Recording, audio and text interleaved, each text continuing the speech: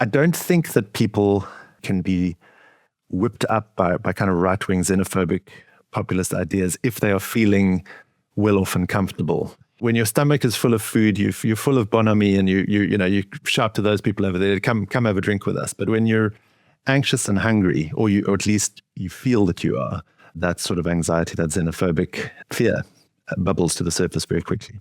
And regular listeners to our podcast will know that these fit into the what we call the elephants in the boardroom, Tom, of both big squeezes.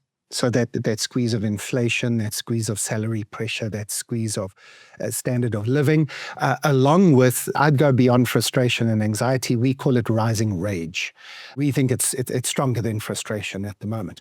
You feel that countries around the world, maybe Western countries, I think quite a lot of countries, could learn something from what's happened between the end of apartheid and where we are now in South Africa. So that's the last sort of 30 years of South Africa.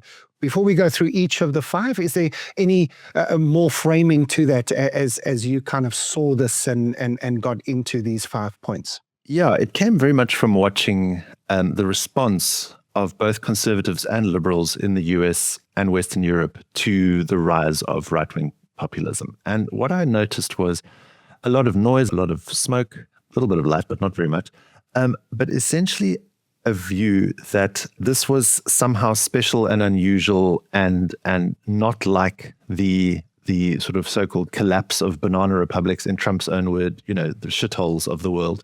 That corruption in Europe or North America was somehow a different sort of corruption.